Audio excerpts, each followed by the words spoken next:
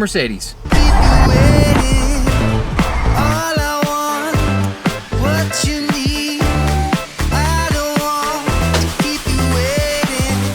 The Mercedes-Benz 300E. Hey kids, welcome back. I'm Jared. I'm the guy who started this channel. The Old Germans is my homage to all things old German car. So we look at old German cars, we fix them, and we talk to the people who own them and love them. So I hope you like it. Stick around. These are automobiles so technologically advanced, you are barely aware of the technology. So it's an exciting day for Project Budget Hammer. We've got two maintenance items to do, both on the top of the engine. The first one is we're going to change the cam position sensor. We're going to take a look at the cam position sensor lead too, because it's looking a little crusty, but the cam position sensor basically looked like it was about ready to fall apart, so we definitely need to change that. We're also going to change the spark plugs. So once I get a new car, I always want to do a couple of like rudimentary maintenance items, plugs, filters, oil, coolant. So we've done the oil, we've done the coolant. Air filter actually looks pretty good, so there's no need to change it, and I'd rather just save the money. So now it's plug time and the cam position sensor. So get those things done, and then we'll see where we are. So one of the things I noticed when the car was idling, it does idle a little lumpy. We're going to replace this cam position sensor and hopefully see if that smooths out the drivability issues that I've been experiencing. I'm also going to go get some gloves, because holy shit, that's hot. Gloves. Plus, now I look much more official, like a real mechanic, or like a real guy who works on cars. I'm not a real guy who works on cars. I'm just a guy who likes cars and has no money. So that means I have to work on cars. Because when you have no money and you like to work on cars, you have to do it yourself. Do it yourself. That's not a good. See, this is what I was worried about. The cam position sensor has basically come apart. I don't know if you can see this or not. It is not looking good there. This cam position sensor is basically come right apart. So I can't imagine it's doing a whole lot of sensing.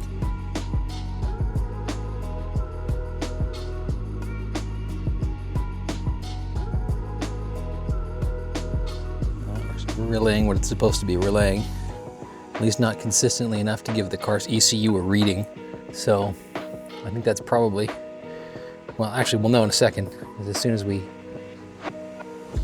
plug the new sensor in and fire the car up, we'll either have a smoother, better idle, or we won't. As you can see, it is more or less in pieces. Not good. Bad, not good. Thankfully, I was able to get a new one from Parts Avatar. Now I called Mercedes-Benz, and guess how much a cam position sensor costs from the Mercedes-Benz dealership? I'm guessing you can't guess. So the cost of a cam position sensor from Mercedes, $600. So not wanting to do that, I instead bought one from the nice folks here at Parts Avatar, and it was a little over $100. So we're gonna try that, at least for the experiment that it is. Hopefully it solves the problem. So this is actually my first time picking parts up directly from Parts Avatar. They're one of the few fairly large, kind of have everything parts places in Canada. Obviously you're spoiled with FCP Euro and a couple of others in the States, but this is what we have here, and hopefully they have the part I'm looking for. How are you? Thanks very much. Have a good one. Take care. Okay. One of the nice things about this car is it uses effectively the German version of the 2JZ, the M104. And so that motor is so robust that it takes really well to turbocharging. So you can get 5, 6, 7, 800 horsepower out of these motors. Apparently they're good in totally stock configuration by just changing the head gasket and the head studs, doing that and nothing else, and the motor will take 600 horsepower. That's what I've read.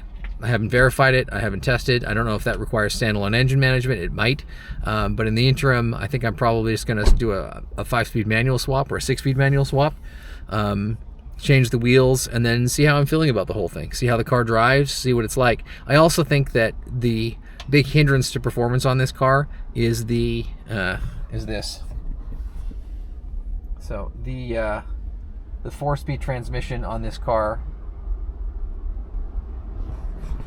The 4-speed automatic transmission on these cars, decently reliable, but starts the car off in second gear and just does not in any way, shape, or form enhance the performance of the car. It makes the car sluggish, and in one way it kind of enhances the luxury feel of these cars because you're not going anywhere in a hurry, so it forces you just to kind of slow down and take it easy.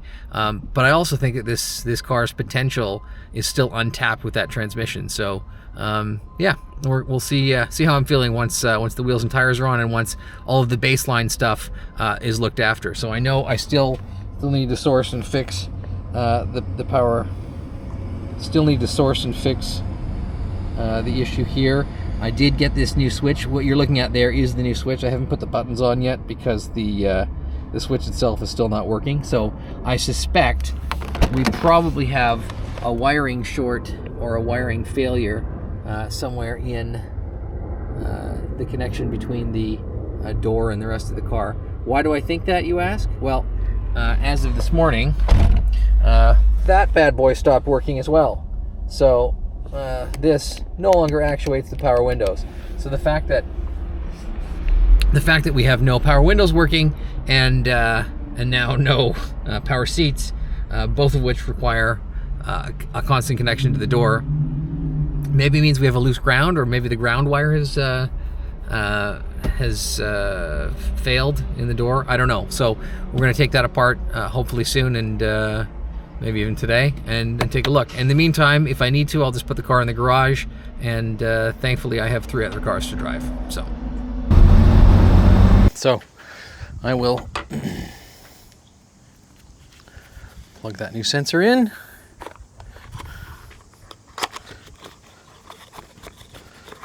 Quick comparison to make sure they're the same, with the exception of being broken. Yes, they're the same. Good.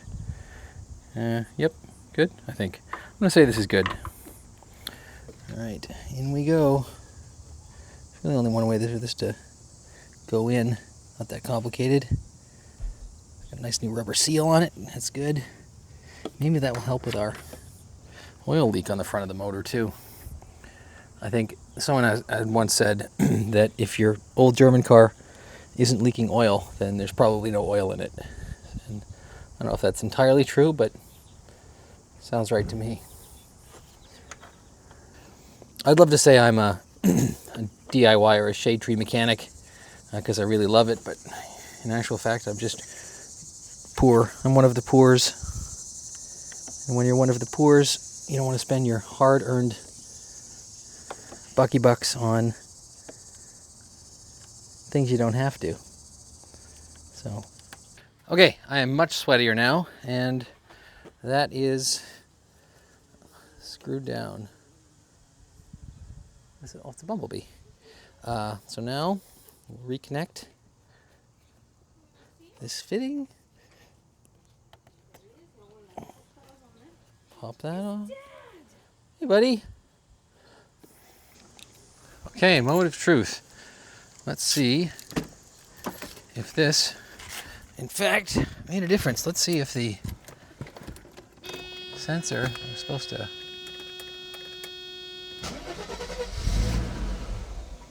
Nope. I'm going to be honest, the wire leading to that sensor was somewhat questionable as well, so...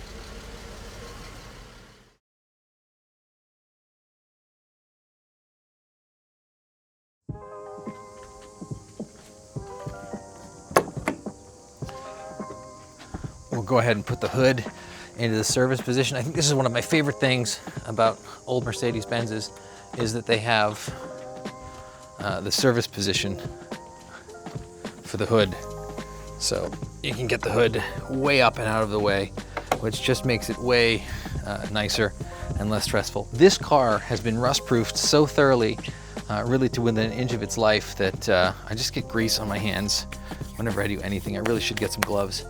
Anyway, okay, so on the M104, all the spark plugs are actually right on the top of the valve cover. Just like a lot of cars, the spark plugs run through some tubes that go through the valve train and then down into the top of the combustion chambers. Things like this are never easy. Why? Uh-oh, that's not good.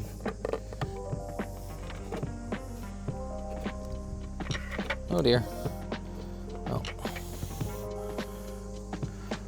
Okay, so if you're wondering, there is in fact an extra screw on the very front there, so we'll have to super glue that back into place. Because super glue maybe? JB will? I don't know, we'll see. Maybe I'll ask for one of those for Christmas. Damn it. Oh well. Okay, so looks like the Beirut silicone. Oh dear, are these? Oh, they're labeled. That's good. I don't know why you need to label these as long as you don't completely remove them. You shouldn't need to. Because they're only so long, you can only go one place.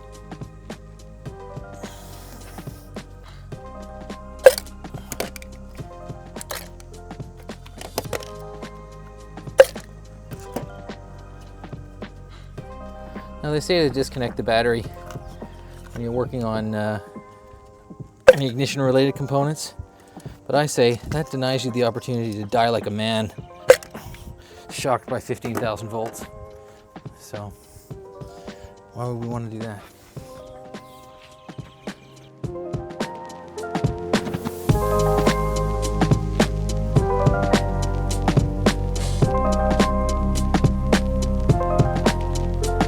One rather unfortunate thing I discovered is that this little spark plug wire holder here appears to have broken off. The question is, what is this? What am I looking at there? Is that this been JB welded back in place?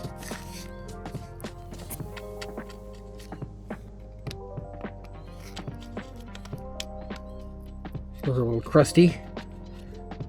Or is that just how these magnesium valve covers are supposed to sound and feel? Anyway, I guess we can probably see if we can shine a flashlight in.